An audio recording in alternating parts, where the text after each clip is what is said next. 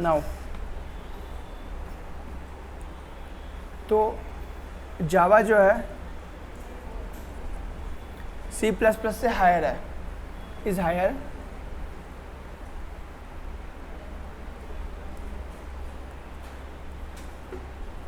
C++, ठीक है। कैसे हायर है? बिग कम्युनिटी,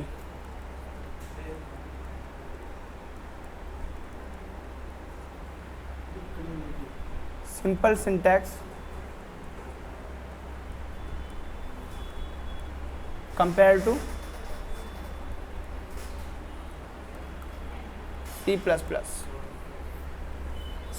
के कंपेयर में जावा का जो सिंटैक्स है थोड़ा सा सिंपल है, ठीक है।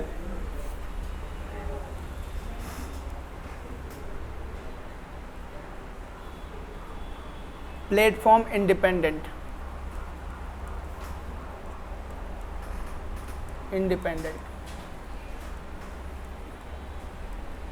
प्लेटफॉर्म इंडिपेंडेंट मतलब कि आपके पास में अगर हम C से कोई प्रोग्राम बनाते हैं, C++ लैंग्वेज का यूज़ करते हुए कोई प्रोग्राम बना रहे हैं और हम एक यूनिक्स के लिए बना रहे हैं,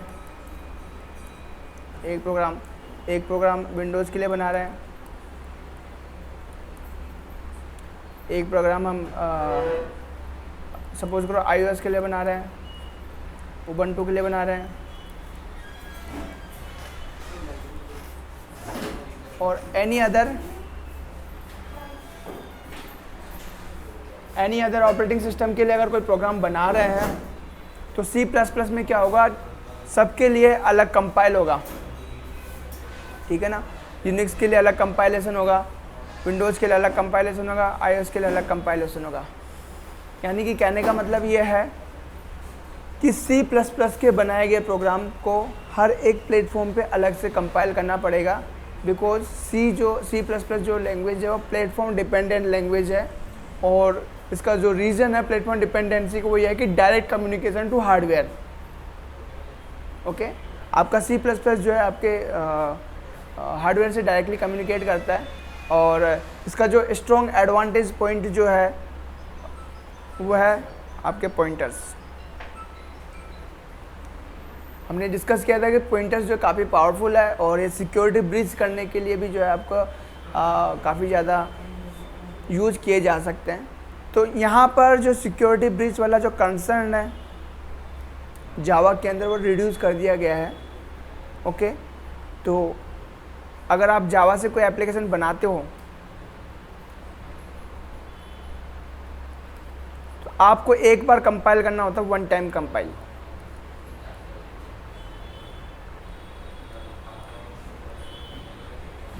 वन टाइम कंपाइलेशन करना होता है, उसके बाद में आप चाहो किसी भी पीसी के अंदर, मतलब किसी भी प्लेटफॉर्म के अंदर उसको रन कर सकते हो।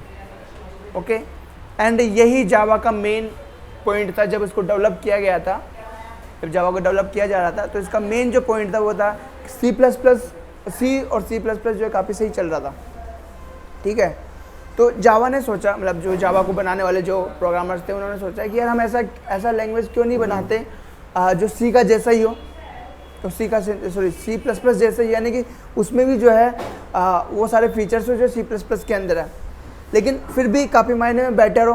क्यों? क्योंकि C++ के प्रोग्राम को जो है हम हर एक प्लेटफॉर्म पे अलग से रन करना पड़ेगा, कंपाइल करना पड़ेगा। तो हम ऐसा प्रोग्रामिंग लैंग्वेज बनाना चाहते हैं जिसके थ्रू बनाए गए प्रोग्राम हर ऑपरेटिंग सिस्टम पे चले। और ये मोटिवेशन कैसा है? बिकॉज उस टाइम पे इंटरनेट का शुरुआती पॉइंट था।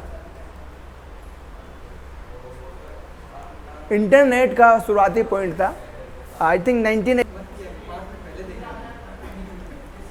ओके, तो मेन मोटिव क्या था? इंटरनेट वहाँ पे डेवलप हो रहा था। ओके, एंड इंटरनेट जो है एक ऐसा कॉन्सेप्ट है उस टाइम पे, जो आज इंटरनेट जो है उस टाइम पे नहीं था।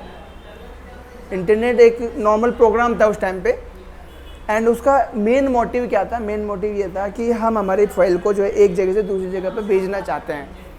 ओके, तो ये आपका वन लोकेशन है, ये आपका दूसरा लोकेशन है। यहाँ से आप कोई फाइल भेज रहे हो इस पे, ठीक है। अब ये सपोज करो ये भी यूज़ कर रहा है विंडोज़, ये यूज़ कर रहा है यूनिक्स, ओके। तो जावा का ये कंसर्न था कि क्यों ना हम इंटरनेट का यूज़ करते हुए ऐसे एप्लीकेशंस बनाएं जो विंडोज़ पर भी काम करेगा, लिनक्स पे भी काम करेगा, और बिकॉज इंटरनेट एक ऐसा सब सिस्टम तैयार करेगा जो जिसमें मल्टीपल ऑपरेटिंग सिस्टम डिपेंडेंसी रहेगी, ओके। तो जावा का मेन मोटिव ये था बनाने का, जो था मल्टीपल प्लेटफॉर्म इंडिपेंडेंसी, ओके। तो यहाँ पर जावा ने जो पहला जो रूल अप्लाई किया वो ये है कि जब हम C++ की बात करते हैं, C++ कैसे काम करता है, तो ये आपका ऑपरेटिंग सिस्टम है, ओके। इसके अंदर आपका जो है ये C++ और ये आपका ऑपरेटिंग सिस्टम है। तो डायरेक्ट जो है कम्युनिकेशन कर रहा है वो ऑपरेटिंग सिस्टम के साथ में, ठीक है। तो यहाँ पे क्या हो रहा है, अगर ये विंडोज़ है तो C++ विंडोज़ के अकॉर्डिंग ही काम करेगा, तो कंपाइलेशन भी विंडोज़ के अकॉर्डिंग ही होगा, ठीक है। लेकिन जब हम बात करते हैं जावा की, तो जावा का पहला OS ये बनता है विंडोज़, सपोज करो ये विंडोज़ है। अब इसके बाद में ये एक लेयर और बनाता है जिसे हम कहते हैं JVM, ठीक है, जावा वर्चुअल मशीन, एंड इसके अंदर आपका रन होता है जावा कोड। तो अब आपके जो ऑपरेटिंग सिस्टम है और आपका जो जावा का प्रोग्राम है उसके बीच में एक लेयर है जो है जावा वर्चुअल मशीन, जो आपको एक एनवायरनमेंट प्रोवाइड कराता है जिसके अंदर आपका कोड रन होगा। आपका कोड अब ऑपरेटिंग सिस्टम में डायरेक्टली रन नहीं हो रहा है, आपका कोड रन हो रहा है JVM के अंदर। अब JVM जो है ये डिसाइड करता है किस प्लेटफॉर्म से कम्युनिकेशन बनाना है, विंडोज़ के साथ कम्युनिकेशन बनाना है, लिनक्स के साथ बनाना है, एनी डिपेंडेंट। तो JVM में वो सारी डिपेंडेंसीज रखी जाती है पहले से ही, ओके। तो ये जो आपका मल्टीपल प्लेटफॉर्म इंडिपेंडेंसी का जो रूल बनता है वो JVM हैंडल करता है उस चीज़ को, ओके। JVM बताएगा कि कैसे उसके साथ कम्युनिकेशन करना है, क्योंकि हर एक ऑपरेटिंग सिस्टम जो है अलग अलग तरीके से अपने मेमोरी मैनेजमेंट को हैंडल करता है, ठीक है, अपनी टास्क को हैंडल करता है। तो वो JVM डिसाइड करेगा कि कैसे उसके साथ कम्युनिकेशन करना है। तो JVM के अंदर जो है लिनक्स के लिए अलग सेट होगा, विंडोज़ के लिए अलग सेट होगा, और उबंटू के लिए अलग सेट होगा, iOS के लिए अलग सेट होगा, एंड्रॉइड के लिए अलग होगा। तो फिर वो उस पाथ को फॉलो करता है, ठीक है। इसीलिए आपका जो कोड है वो बाइट कोड यहाँ पे रख JVM हैंडल करता है, यानी वन टाइम कंपाइल कर दिया। अब कंपाइल करने के बाद में जब रन होगा तो JVM जो है इस बाइट कोड को रन करेगा अकॉर्डिंग टू योर प्लेटफॉर्म, जो भी प्लेटफॉर्म आपका मिल रहा है उसको JVM को, ठीक है। तो ये आपका जो है जावा का काम करने का तरीका है। एक और इंटरेस्टिंग पॉइंट यहाँ पे आता है, जब आपके पास में जावा है इस तरीके से और ये आपका वो है, और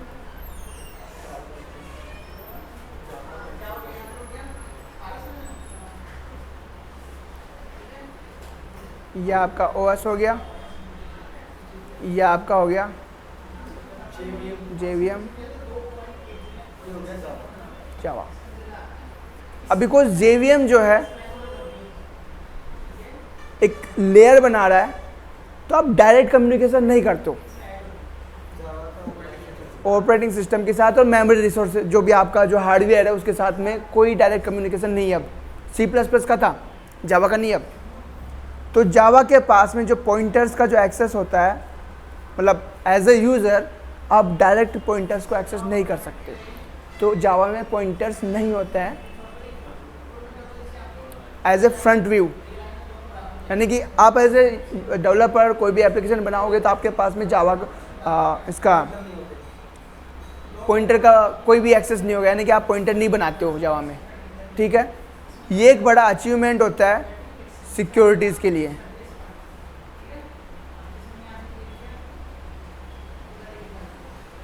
बिकॉज जावा में पॉइंटर्स नहीं है तो आप कोई भी ऐसा प्रोग्राम राइट नहीं कर सकते जावा से जो आपके मेमोरी रिसोर्सेज या हार्डवेयर रिसोर्सेज को डायरेक्टली एक्सेस कर सकता हो। तो यहाँ से सिक्योरिटी और इंक्रीज हो जाती है।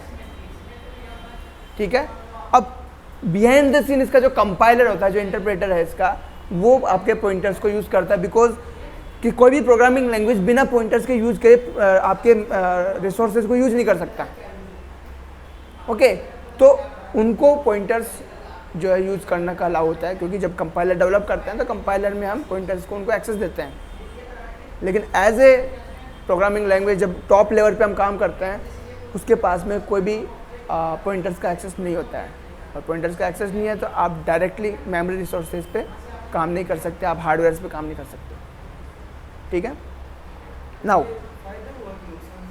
फ़ायदा हुआ ना, देखो एक तो ऑटोमेटिक जो है रेफरेंस वो एलोकेशन कर रहा है वो है।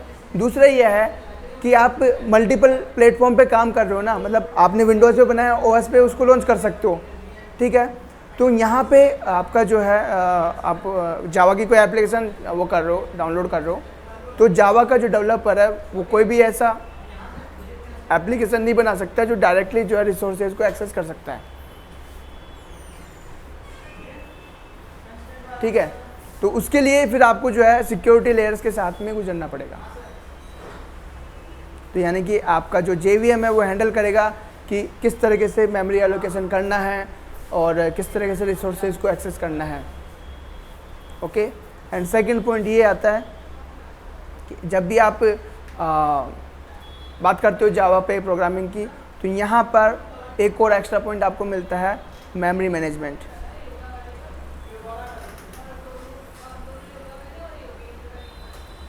C++ में और C में मेमोरी मैनेजमेंट जो है काफ़ी वीक होता है और सब कुछ हमें खुद से बनाना पड़ता है, यानी कि कंस्ट्रक्टर भी खुद से बनाओ, डिस्ट्रक्चर भी खुद से बनाओ। अगर कोई डेटा को आपको डिलीट करना है तो खुद से करना पड़ेगा आपको, ऑटोमेटिकली डिलीट नहीं होगा वो। तो वहाँ पे मैनुअली ऑपरेशन काफ़ी ज़्यादा करना पड़ता है। यहाँ पर जो मेमोरी मैनेजमेंट सिस्टम है वो गार्बेज कलेक्शन की हेल्प से होता है।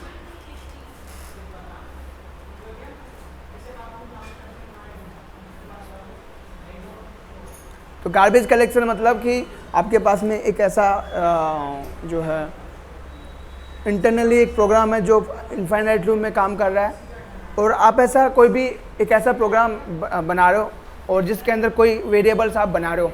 ठीक है, तो वेरिएबल्स की बात करते हैं तो गार्बेज कलेक्शन किस तरह से काम करता है, उसमें एक और जो इम्पोर्टेंट रोल प्ले करता है वो है आपका उप्स। ठीक है, अब इस चीज़ को ध्यान से सुनना है। जावा में एक रूल को फॉलो करता है जो ये है, एवरीथिंग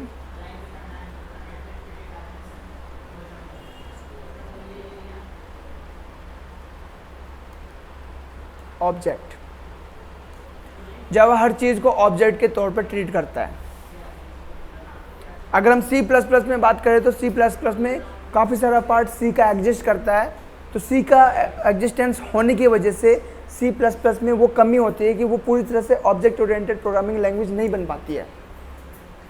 ओके, यहाँ पर C जो है फंक्शनल ओरिएंटेड प्रोग्रामिंग लैंग्वेज की तरह भी काम होता है, तो काफ़ी सारा पार्ट जो है रह जाता है। ओके, और हमने पूरे C++ के लेक्चर में कोशिश की है कि पूरा ऑब्जेक्ट ओरिएंटेड वे में ही काम करें, यानी कि हमने हमेशा ही जो है क्लासेस बना के ऑब्जेक्ट बना के काम करने की कोशिश की है। तो यानी कि ये आपके पास में चॉइस होती है कि आप अपने प्रोग्राम को फुली ऑब्जेक्ट ओरिएंटेड बनाना चाहते हो या पार्शियली ऑब्जेक्ट ओरिएंटेड बनाना चाहते हो। लेकिन जावा आपको वो अलाउ नहीं करता है। जावा कहता है कि मेरे लिए सब कुछ ऑब्जेक्ट है। ठीक है, तो यहाँ पर प्रिमिटिव डेटा टाइप को छोड़ के प्रिमिटिव डेटा टाइप मीन्स जो आपके इंटीजर है, फ्लोट है,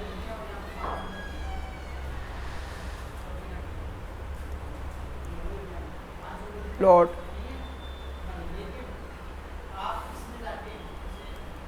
डबल, ठीक है, इनको छोड़ के कैर, इन सिर्फ इनको छोड़ के हर चीज ऑब्जेक्ट की तरह ट्रीट की जाती है। ओके, नाउ बिकॉज जावा कहता है कि भैया मैं हर चीज को ऑब्जेक्ट की तरह ट्रीट करूंगा, तो वो इनको भी ऑब्जेक्ट में कन्वर्ट कर देता है जब जरूरत होती है। ओके, तो इनके लिए जावा में रैपर क्लासेस होती हैं। ठीक है, रैपर मतलब आपने एक डेटा को उसके अंदर बंद कर दिया है। ठीक है, नाउ इंट के लिए क्लास होती है इंटीजर। मैं फिर से कह रहा हूं, क्लास का नेमिंग कन्वेंशन जावा में जो है वो क्या है, वो यह है कि हर क्लास का नेम का फर्स्ट कैरेक्टर जो है वो कैपिटल होगा। बाद में आप कैमल केस यूज़ कर सकते हो, अगर सेकंड वर्ड आ रहा है तो उसका भी फर्स्ट कैरेक्टर आप कैपिटल रख सकते हो, बट फर्स्ट कैरेक्टर आपका जो है कैपिटल होगा। और ये रूल नहीं है, नेमिंग कन्वेंशन है जिसको फॉलो करना ज़रूरी है ताकि आप जो गलतियाँ करते हो वो ना करो। और गलतियाँ कौन सी है, अगर आप स्मॉल में लिखोगे तो बिकॉज आपका जो एडिटर है या फिर आईडी जिस पे हम काम कर रहे हैं वो तो जावा के नेमिंग कन्वेंशन के अकॉर्डिंग ही काम करेगा। तो आपने अगर स्मॉल केसेस में लिखा है तो वो वेरिएबल की तरह उसको डिफाइन करेगा, वो हाईलाइटिंग भी वेरिएबल की तरह ही करेगा।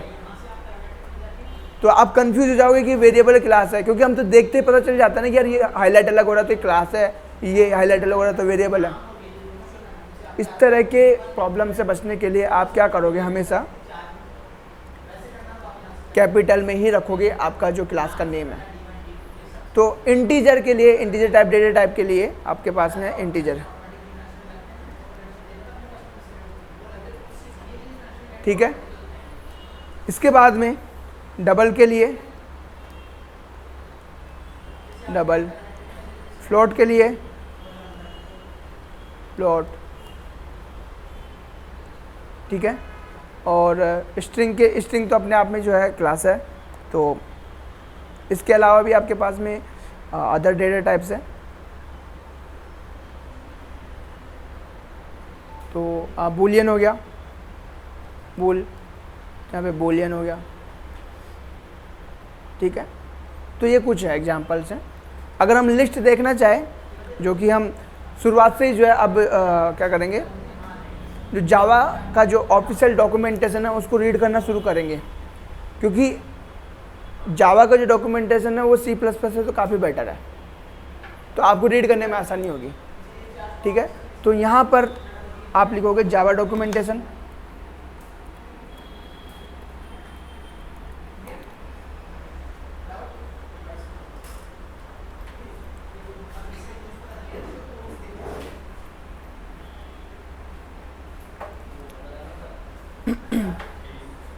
अभी मैं प्लेटफॉर्म एडिशंस की बात नहीं कर रहा हूँ, यहाँ पे अलग अलग एडिशंस है जावा के। तो हम नॉर्मली काम करते हैं SE पे, स्टैंडर्ड एडिशन पे, ठीक है। तो यहाँ पे MAB है, EAB है, अलग अलग एडिशंस हैं जिनके बारे में बाद में बात करेंगे। यहाँ पे हम जाएंगे उसमें,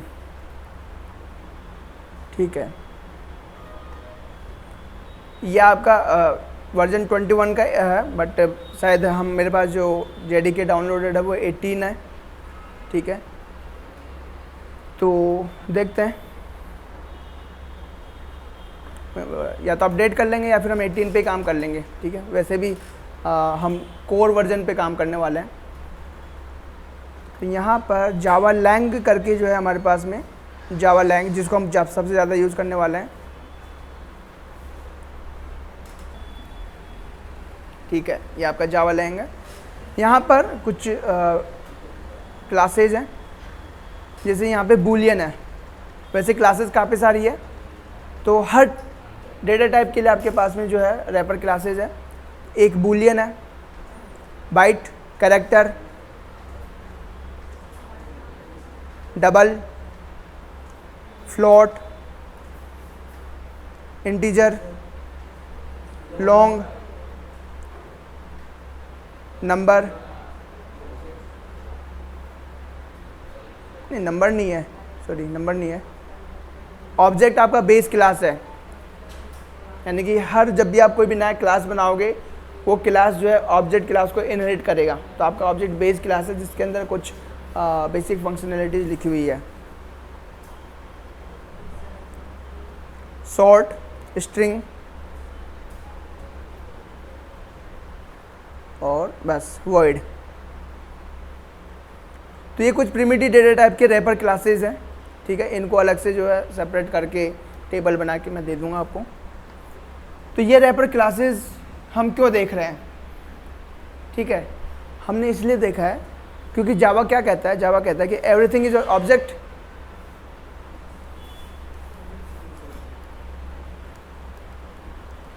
तो जब भी उसको हर चीज़ को, जब भी हमारे प्रोग्राम में हर चीज़ को ऑब्जेक्ट में काम में करवाना होगा या फिर ऑब्जेक्ट में रेफर करना होगा, तो हमारे प्रिमिटिव डेटा टाइप को रैपर क्लासेस की हेल्प से ऑब्जेक्ट में कन्वर्ट कर देगा, ठीक है। अब जब भी हम एक ऑब्जेक्ट क्रिएट करेंगे ना, तो सपोज करो आप एक ऑब्जेक्ट क्रिएट करते हो तो न्यू की हेल्प से आप ऑब्जेक्ट क्रिएट करते हो।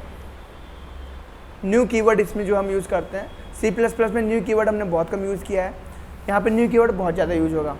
तो न्यू कीवर्ड की हेल्प से आप जो है जब भी ऑब्जेक्ट क्रिएट करते हो या फिर विदाउट न्यू कीवर्ड आप ऑब्जेक्ट क्रिएट करते हो, तब भी आपके पास में एक ऑब्जेक्ट का रेफरेंस आता है। एक ऑब्जेक्ट क्रिएट होगा और उसका एक रेफरेंस होगा। तो आपका जो गार्बेज कलेक्शन है इन रेफरेंसेस के लिंकिंग मैकेनिज्म के फॉलो करता है, मतलब उनको मॉनिटर करता रहता है कि वो रेफरेंस, पर्टिकुलर रेफरेंस किससे लिंक है, ओके। तो अगर इस ऑब्जेक्ट को हमारे जावा के प्रोग्राम में एग्जिस्ट रहना है, ठीक है, तो एटलीस्ट वन लिंक होना चाहिए। एक लिंक जो है आपके पास में होना चाहिए इस ऑब्जेक्ट का किसी के साथ, ओके। अगर एक भी लिंक नहीं मिलता है, यानी कि इसका कोई यूज नहीं हो रहा है, इस ऑब्जेक्ट का कोई यूज नहीं हो रहा है, कोई भी लिंक नहीं है, तो गार्बेज कलेक्शन इसको कलेक्ट कर लेगा और डिस्ट्रॉय कर देगा, ठीक है। ये होता है। तो मेमोरी मैनेजमेंट ऑटोमेटिक है, वो खुद डिसाइड करेगा कि मेमोरी एलोकेशन कैसे करना है, वो खुद डिसाइड करेगा कि मेमोरी डिलोकेशन कैसे करना है, डिलीट कैसे करना है, ठीक है। तो डिलीट करने का जो बेसिस होता है वो रेफरेंस होता है। और जब भी आप नया ऑब्जेक्ट बनाते हो, जैसे न्यू करोगे आप,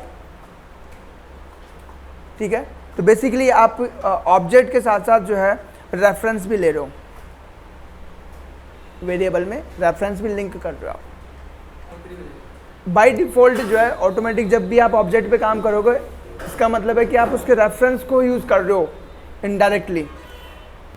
तो जावा का यूज़ हम कहाँ कहाँ कर सकते हैं?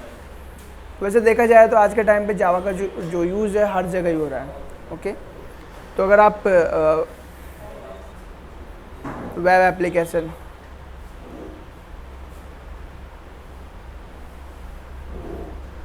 सर्वर्स,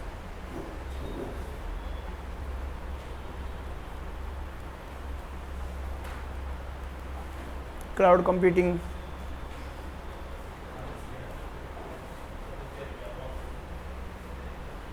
गेम्स,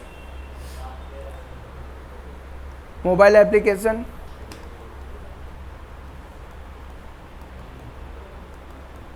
डेस्कटॉप एप्लीकेशन,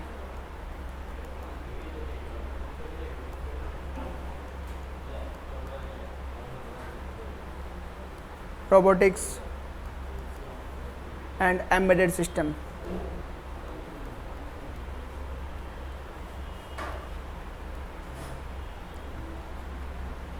ठीक है। ये कुछ मेन जो एप्लीकेशंस है जो आज के टाइम पे हम सबसे ज़्यादा यूज़ करते हैं, okay. Web application, server, cloud computing, games, mobile application, desktop application, robotics. तभी तो जावा फेमस है।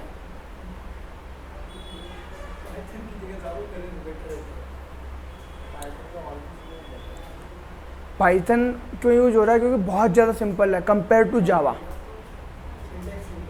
ठीक है।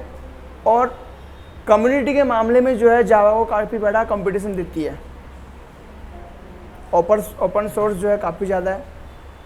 और दूसरा ये है कि लगभग आपको हर फील्ड के लिए जो है एप्लीकेशन बनाने के लिए आपको लाइब्रेरी मिल जाएगी, जो कि करंटली जो है मॉनिटर्ड है, यानी कि स्टेबल है, स्टेबल वर्जन्स मिल जाएंगे।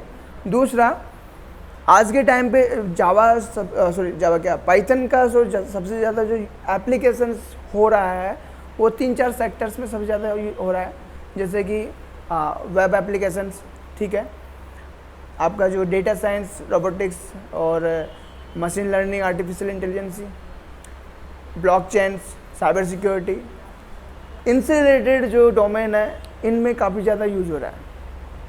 और बिकॉज ये नेक्स्ट जनरेशन टेक्नोलॉजीज होने वाली है, ओके, होने वाली क्या लगभग हो ही गई है, ट्रांजिशन पीरियड चल रहा है ये, ओके। तो इनमें जो है पाइथन का काफ़ी ज़्यादा कंट्रीब्यूशन रहा है। क्यों रहा है? क्योंकि देखो, किसी भी लैंग्वेज को जितना सिंपल रखोगे वो ज़्यादा समझ में आएगा, जितना ज़्यादा लोगों को समझ में आएगा उतनी ज़्यादा कम्युनिटी बढ़ेगी, जितनी ज़्यादा कम्युनिटी बड़ी बनेगी उतने ज़्यादा आप सॉफ्टवेयर्स एप्लीकेशन डेवलप कर पाओगे। तो अगर आप रिसेंट 8 to 9 ईयर्स देखो, data science, machine learning, artificial intelligence, blockchain, cyber security, इनमें काफ़ी ज़्यादा डेवलपमेंट हुआ है, ठीक है। हर लैंग्वेज में हुआ है, बट जब भी आप इंटरनेट पे देखोगे सबसे ज़्यादा आपको जो है टॉपिक्स मिलेंगे पाइथन के ऊपर। उसका रीज़न क्या है? कम्युनिटी ज़्यादा है, सिंपल होने की वजह से हर कोई इस चीज़ को काफ़ी इजीली कर लेता है।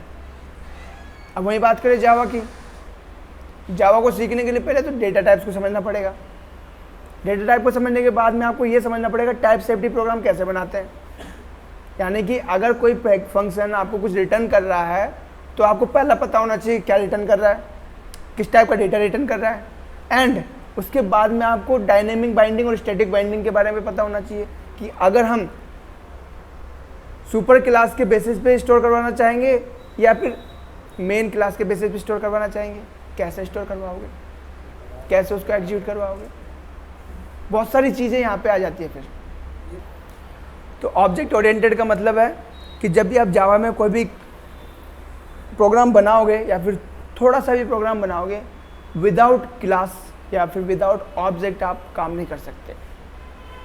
तो आपका एंट्री पॉइंट भी क्लास बन के ही होगा।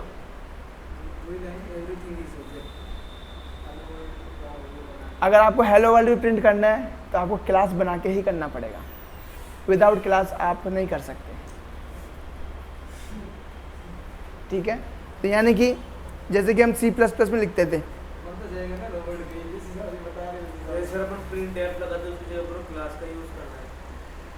तो C++ का सिंटैक्स क्या होता था, यहाँ पे हम इंट मेन यूज़ करते थे, इंट मेन, और ये आपका ब्रैकेट और ये है, और यहाँ पे हम प्रिंट एफ, और यहाँ पे हेलो वर्ल्ड।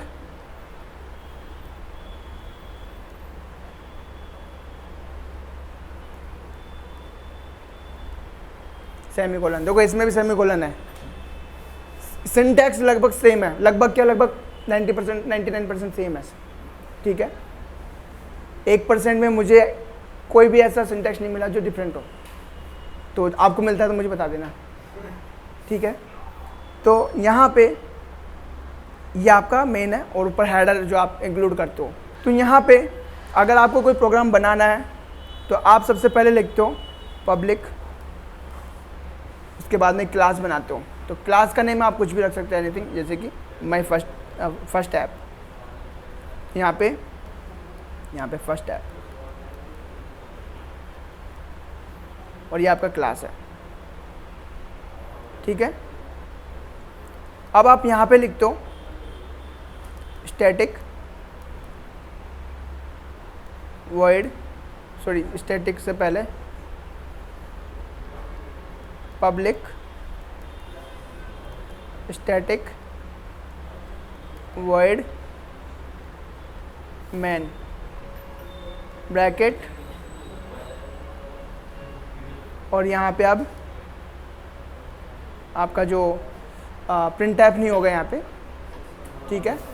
यहाँ पे होगा क्या था उसका, हाँ, सिस्टम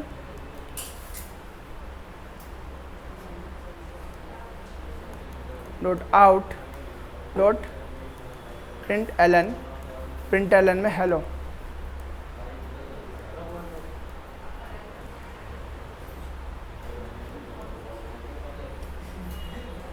कहने का मतलब सिस्टम के पास में इनपुट आउटपुट स्ट्रीम जो हम stdio.h करके उसमें से प्रिंट टैब और C++ में IO स्ट्रीम जो क्लास हम हेडर इंक्लूड करते थे, वो सारा काम जो है यहाँ पे ऑलरेडी आता है। यानी कि सिस्टम जो क्लास है उसके पास में इनपुट आउटपुट स्ट्रीम्स को हैंडल करने के लिए फंक्शंस हैं, मेथड्स, सॉरी फंक्शंस नहीं कहेंगे, मेथड्स कहेंगे, ठीक है। तो मेथड्स है, तो वहीं पर प्रिंट एलन है। एक और मेथड होता है प्रिंट और प्रिंट एलन में डिफरेंस ये है कि प्रिंट जो है कोई न्यू लाइन नहीं बनाएगा, प्रिंट एलन न्यू लाइन बनाएगा। जब भी आपका जो जावा का प्रोग्राम आप रन करोगे, ओके, तो जैसे C++ का प्रोग्राम रन करते थे उसमें मेन फंक्शन हम बनाते थे, ओके।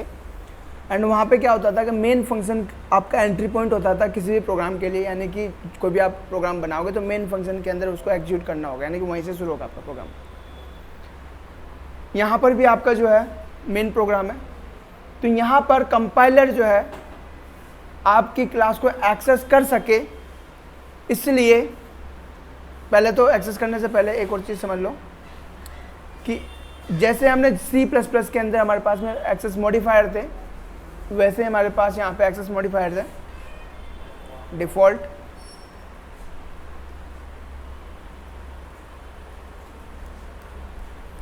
पब्लिक, प्राइवेट और प्रोटेक्टेड, ठीक है। तो यहाँ पर हमने पब्लिक लगाया है, तो पब्लिक लगाने से क्या हुआ, आपका क्लास जो है, ओके, आपके पैकेज के अंदर पब्लिकली और सब पैकेज के अंदर पब्लिकली अवेलेबल होगा। पैकेज यहाँ में हम उस फोल्डर को कह रहे हैं जहाँ पर मल्टीपल क्लासेस स्टोर्ड है, ओके। तो बिकॉज हम चाहते हैं कि ये क्लास को हमारा कंपाइलर एक्सेस कर सके, इसलिए इसको बना रहे हैं पब्लिक, ठीक है। अब इसके नीचे जो है public static void main, void main तो नॉर्मल हमारा मेन फंक्शन है जो कि रन हो रहा है, लेकिन यहाँ पे जो स्टैटिक है, स्टैटिक की वर्ड बताता है कि आप जो है आपका जो इस फंक्शन का जो बाउंडेशन है वो क्लास बेस्ड है पहला तो, यानी कि इस फंक्शन का ऑब्जेक्ट से कोई लेना देना नहीं है, ये एक क्लास मेथड है, ठीक है। दूसरा, स्टैटिक होने की वजह से इसका ओनली वन टाइम लोड होगा,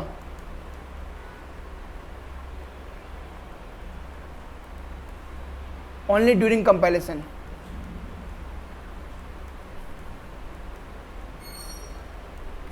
ठीक है। तो ड्यूरिंग कंपाइलेशन लोड होने की वजह से एग्जीक्यूशन टाइम कम हो गया। दूसरा, स्टैटिक होने की वजह से आपका जो क्लास है, ये जो मेन फंक्शन है वो आपके क्लास से बाउंडेड है, यानी कि इस फंक्शन को यूज़ करने के लिए आपको कोई ऑब्जेक्ट बनाने की ज़रूरत नहीं है। ऑब्जेक्ट बनाओगे एक्स्ट्रा मेमोरी खर्च करोगे, ठीक है। तो मेन फंक्शन को स्टैटिक बनाने का रीज़न ये है कि कंपाइलर को अलग से ऑब्जेक्ट ना बनाना पड़े और डायरेक्टली क्लास का यूज़ करते हुए मेन फंक्शन को एक्सेस कर सके, ठीक है। तो आप क्लास का नेम यूज़ करते हुए मेन डॉट मेन इसको ऐसे एक्सेस कर सकते हो।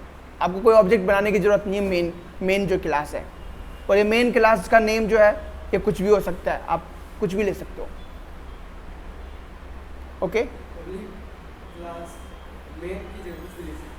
हाँ, ना अब बात करते हैं पब्लिक की। बिकॉज ये स्टैटिक जो फंक्शन है इसको भी कंपाइलर एक्सेस करना चाहता है ना, तो कंपाइलर तो पब्लिकली एक्सेस करेगा, क्योंकि ये जो मेन फंक्शन है या फिर एक क्लास है कहीं पर भी हो सकती है, ओके। किसी भी क्लास के अंदर हो सकती है और सॉरी किसी भी पैकेज के अंदर हो सकती है। तो यहाँ पर आप कंपाइलर को एक्सेस दे रहे हो इस फंक्शन को यूज करने के लिए, इसलिए आप पब्लिक लगाते हो। ठीक है, तो यहां पर जब भी आप पब्लिक एक्सेस मॉडिफायर यूज करते हो, सी प्लस प्लस के अंदर यूज करते थे हम पब्लिक डबल कोलन से, और उसके नीचे हम सारा स्टेटमेंट लिखते थे और उसके नीचे जितने भी स्टेटमेंट लिखे हैं वो सारे पब्लिक में कन्वर्ट हो जाते थे। यहाँ पर स्पेसिफिकली आपको इंडिविजुअल डेटा मेंबर और इंडिविजुअल मेथड पे आपको लगाना पड़ेगा, मतलब सभी पे लगाना पड़ेगा अलग से। तो अगर आपने 2 फंक्शन बनाए, दोनों को पब्लिक बनाना चाहते हो आप, तो दोनों पे पब्लिक, उसके आगे रिटर्न टाइप, एक और बनाना चाहते हो उस पब्लिक, फिर उसके आगे रिटर्न टाइप, ऐसे। ठीक है, तो ये आपका जो है एक ओवरव्यू रहा है जावा का।